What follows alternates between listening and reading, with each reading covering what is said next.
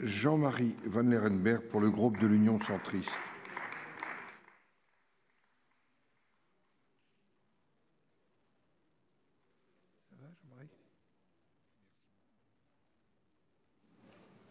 Vous avez la parole, mon cher collègue.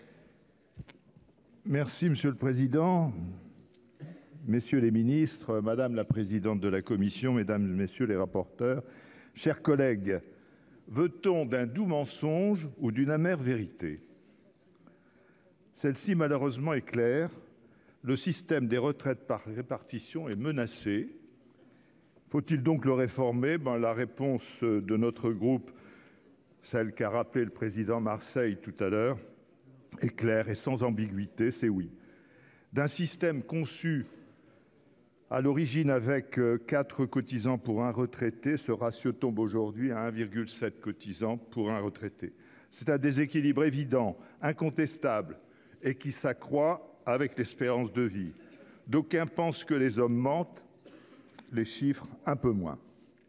Le corps, Conseil d'orientation des retraites, s'est soudainement retrouvé sous les feux de la rampe. Des rapports en général indigestes sont devenus malgré eux livres d'éveil, pour ne pas dire de chevet, pour certains irresponsables politiques. Car il s'agit bien d'irresponsabilité à ne retenir du corps que le seul fait que les dépenses soient sous contrôle. C'est négliger le sujet de la dette. La dette retraite est déjà très élevée, 43 milliards portés par la Cades. C'est négliger aussi que les déficits cumulés, selon le corps d'ailleurs, représenteront 150 milliards de dettes nouvelles en 2030. Alors, fallait-il réformer dès maintenant? Nous répondons encore oui sans hésiter. En matière climatique, on parle volontiers d'urgence, de ce que nous laisserons à nos enfants et petits-enfants. Il en est de même pour les retraites, et notamment pour les jeunes qui croient de moins en moins qu'ils en auront une. Le Sénat, dans sa sagesse d'ailleurs, n'a pas attendu l'agenda gouvernemental pour réformer. Il adopte depuis plusieurs années le recul progressif de l'âge de départ à 64 ans, avec l'accélération de la loi Touraine, bien plus juste qu'un recul brutal à 65 ans. La réforme proposée est-elle adaptée? Notre réponse est encore affirmative, sinon on accepte comme postulat de ne pas augmenter les cotisations retraite, afin de ne pas affaiblir le pouvoir d'achat des salariés, pour lequel évidemment nous sommes d'accord. Mais en ce qui concerne la création d'emplois, j'en doute. En effet, un demi-point de plus de cotisations employeurs représente 4,5 milliards de recettes. En moyenne, 225 € par salarié et par an. C'est pour une entreprise de 100 salariés un peu moins qu'un poste de travail. Donc cette réforme est-elle satisfaisante? D'un point de vue comptable, oui. D'un point de vue social et politique, on peut en débattre. Et c'est bien cela d'ailleurs auquel nous sommes conviés. D'un point de vue social, les 17,7 milliards dégagés en 2030 permettront de financer 6 milliards de mesures de solidarité. Et d'un point de vue politique, l'évidence est que les Français n'admettent pas le recul de l'âge à 64 ans, considérant à juste titre que seuls les salariés sont mis à contribution. Une autre solution serait évidemment d'augmenter la taxation du capital. Est-ce que c'est envisageable? Eh bien, c'est une question que je pose au gouvernement et à ceux qui seraient tentés de prendre tout le plat dans leur assiette, pour citer l'abbé Pierre. Au nom de la solidarité nationale, il ne me paraît ni outrageant ni indécent que les bénéficiaires d'un CAC 40 au plus haut actuellement acceptent une augmentation de la CSG sur le capital. Un point supplémentaire rapporterait 1,5 milliard. Alors abordons maintenant quelques articles rapidement. Saluons tout d'abord les propositions du gouvernement pour tenter d'améliorer la justice et l'équité du système.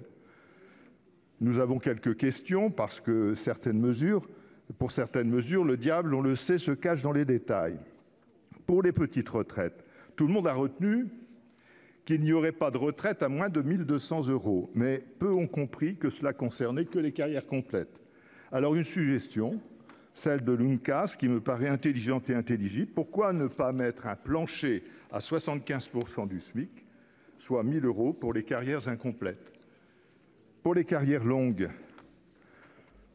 le dispositif paraît serpenter de façon erratique entre 43 et 44 ans de durée de cotisation en fonction de l'entrée dans la vie active. Il nous apparaît nécessaire de lisser l'ensemble avec donc des départs de 57 à 62 ans, de quoi ouvrir une fenêtre d'ailleurs de départ de 57 à 64 ans, chère aux économistes Blanchard et Tirole, et beaucoup plus juste qu'une borne unique de départ à 64 ans. Pour les seniors, le gouvernement a décidé de s'intéresser aux fins de carrière, mais je crains que l'index senior proposé ne soit guère suffisant pour répondre à l'intention qu'il manifeste.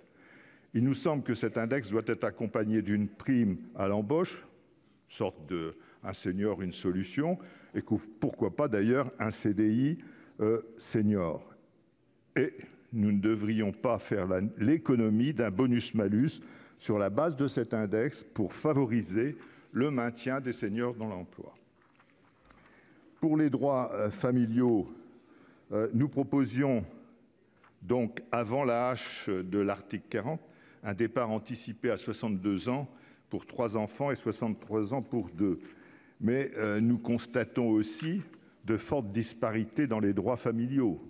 La réversion en particulier, où 13 régimes subsistent et qu'il sera nécessaire de revoir dans la prochaine loi.